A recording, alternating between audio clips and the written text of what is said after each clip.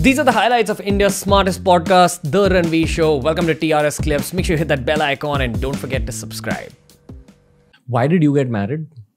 Why? Good question. I feel like I got married because I found the person who shit.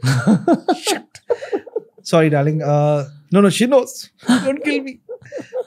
I found the person who I could see myself with till the end.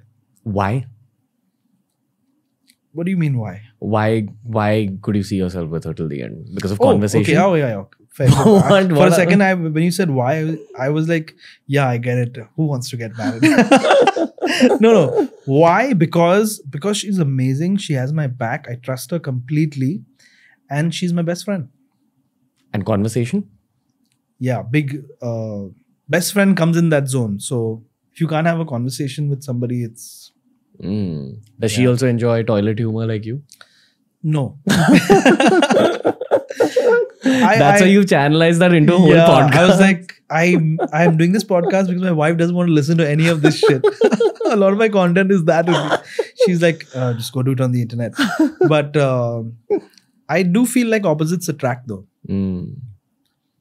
How crazy. I mean, I'm sure people who are in the same spectrum also enjoy each other's lives. It must be kind of boring.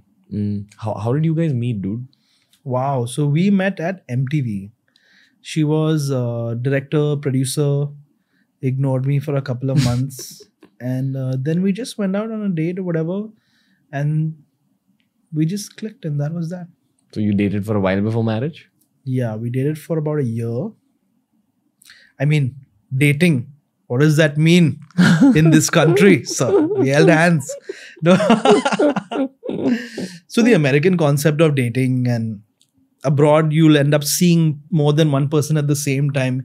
Here you get your ass kicked if you try to do something like that. I also don't recommend you see more than one person at the same time because then you're splitting yourself between people. You can't get to know someone really unless you give it your all. You're giving only 50% of yourself to one person. Then you're like, 1 minute, pause. So what about you? You know what I mean? I don't think that makes sense. Maybe it works for some people. Maybe it works. But I feel like if you're going to get into anything with someone, give it your all. Even if it gets screwed, even if it goes down the toilet, whatever, at least you will have given it your all and then you know. Have you had a bad heartbreak in your life, Mr. Jose? Dude, yeah.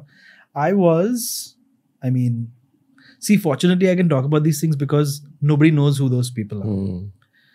Otherwise, it would be totally wrong for me to discuss this in public because then you're putting that person in a really weird position. Is your ex famous? No. Okay. I mean, relatively, I don't know. Oh, okay. No. She's starred in many films, I'm kidding. No, hopefully not. No one knows. No one would know, at least, hopefully.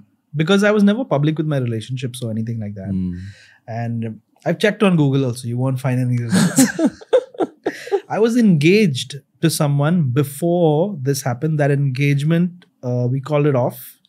And then I met my to-be wife, who I'm now married to with a child. Why did you call it off? So shit happened. Something happened in that relationship. I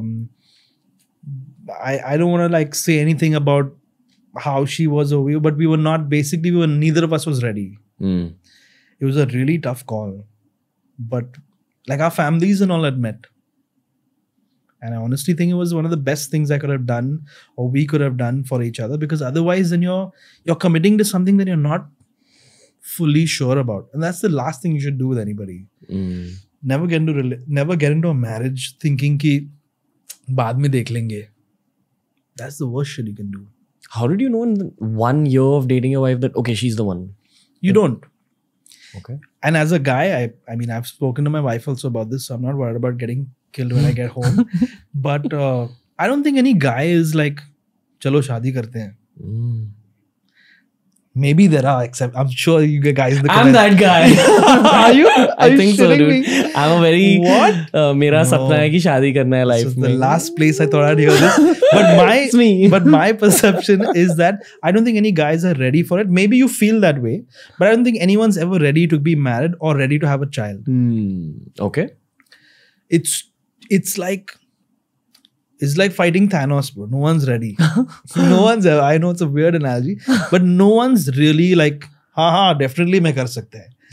So I'm asking a fellow KaanMasti listener or creator. I don't know what the fuck you are, I'm a but listener also, KaanMasti vibe person. Yeah, okay. A pervert, basically. A fellow bruh. So Yeah. you're a fellow bruh. How does a fellow bruh's life change after marriage, dude? Like what happens to a man's life after marriage? So it all depends on who you end up with, right? You could end up with someone who makes you more of yourself, or you could end up with someone who's like, I will fix this person. You know what I mean? Yeah. Some people think that they can fix people after marriage. You can't. You can't. The only people who can fix you, the only person who can fix you is you, and you do things only because you want to. I genuinely don't think that you can find someone and make them better or help them or whatever. They'll only do what's good for them when they want to, or if they want to, if that makes any sense. So of course, when I was younger, I felt like, man, this is the person I want to be with. That feeling is correct. Matlab wo hai. You'll definitely feel like, because you're sometimes so in love and you're so infatuated that you feel like, man, I can spend the rest of my life with this person. But those are all early stages. When you really know is when you've spent 1 year with that person, you live with that person, you see what they're like every day, you know them inside out. And even after that, you still want to know someone inside out. You can spend your whole life with someone and not know them the way they know themselves. That's how I feel about it. So back to the thing, which is, I don't think any guy is ever ready to get married. You'll feel that way when it happens. You'll even get past it, but I don't think you're like, this is my thing. Maybe you're the exception. Who knows? This is my thing. That's your thing. But yeah, man. I remember having our child, and as a guy, you just have to show up. You know, the woman is giving birth, and guys are like, I'm so exhausted, I'm so tired. From doing what, bro? You just have to show up. You just have to show up. But having a child, taking care of a child, that first year, I can't remember anything. It's just like a blur. Just a blur. And you're never ready for it. What happens to your life in the month immediately after marriage? Like, what do you realize then? The first month is great actually, because you're like, wow, everything's so great.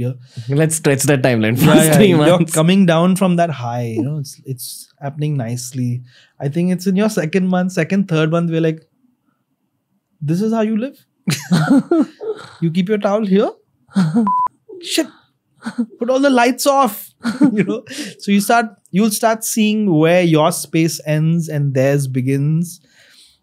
And especially if you've lived alone and then you get married and you're living with someone, you're giving up some of that space then again.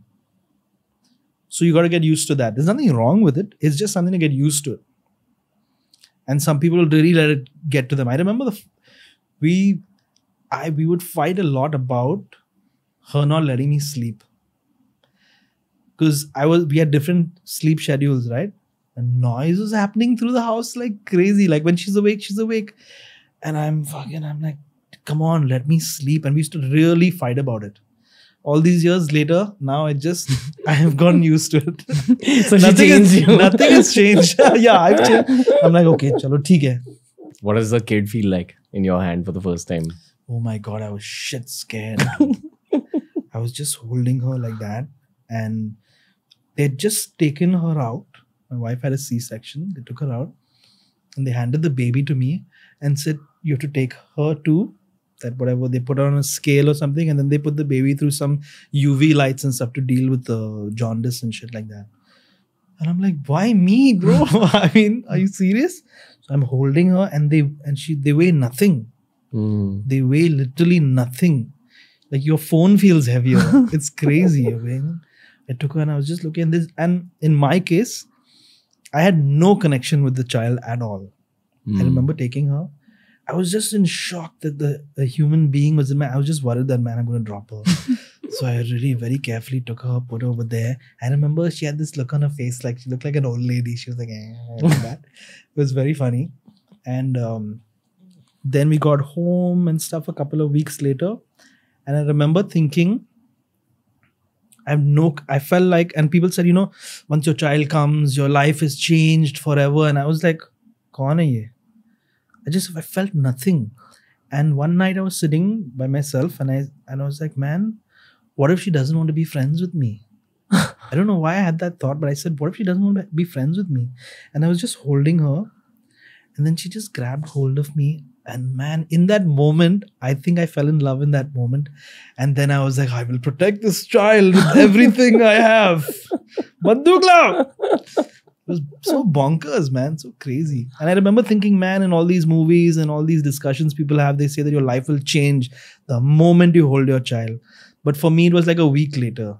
I remember telling my wife, I said, what if she doesn't want to be friends? And she said, what the hell are you talking about? Get tissues from that side.